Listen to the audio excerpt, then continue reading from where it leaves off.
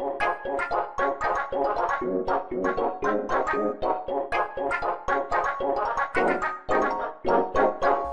story of A Cat for Steve is set a couple of years back when the dollar was of a much higher value than what it was today.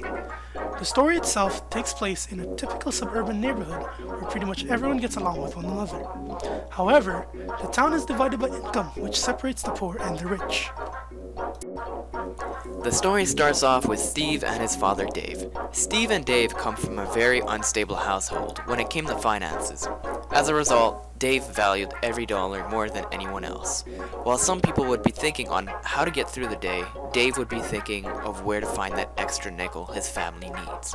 Steve was there to help his father with finding money, but didn't truly understand why there was such a struggle over it. Steve was then introduced into the world of baseball.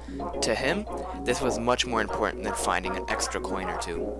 Now before you start getting angry with him, Steve didn't care much about money because he didn't understand its true value and his financial position. How could anyone at that age? Of course, this transition away from scavenging to baseball infuriated Dave. He wasn't a fan of the sport himself, which made him grow apart from his son's interests and eventually weakened their relationship. This got so bad that it got to the point where Dave would be annoyed by whatever Steve had to say, especially if it was about baseball. This is where the plot comes in. One day, Steve hears about his favorite baseball team is coming to his town to play in the game. Wanting to go and watch it, Steve pleads to his father to go with him. Of course, Dave denies him since it's a waste of money. But as we all know with parents, if your father doesn't agree, try your mother. One puppy face later, and Dave is begged by both his son and his wife. Not wanting to hear any more of it, Dave agrees to bring Steve to the game. While Steve had a blast watching the game, Dave predictably did not have such a great time. Once the game had finished, Steve had went down to the field to get an autograph from one of the players. Eddie Condon, who was swarmed by fans, sprinted past Steve in an effort to lose the rabid people wanting autographs. However, his hat fell off during the sprint, and Steve managed to pick it up. After an awkward stare down with Condon, he let Steve have it. After that day, Steve worshipped the hat, going everywhere with it, even to the dinner table. One day, however, he lost it.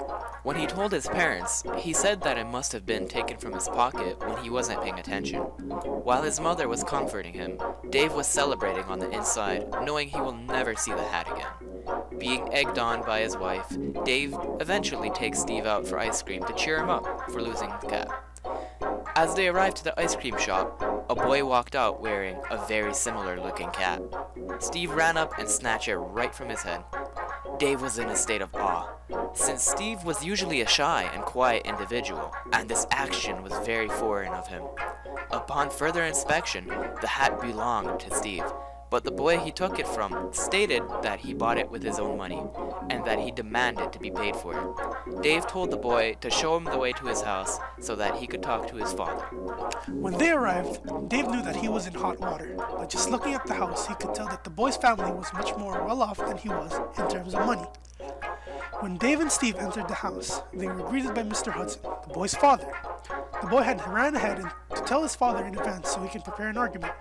So, Dave and Hudson sat down and started talking about the situation about the hat. Hudson claimed his son bought it and legally owned it, and Dave would have to buy it back if he wanted to get it back for Steve.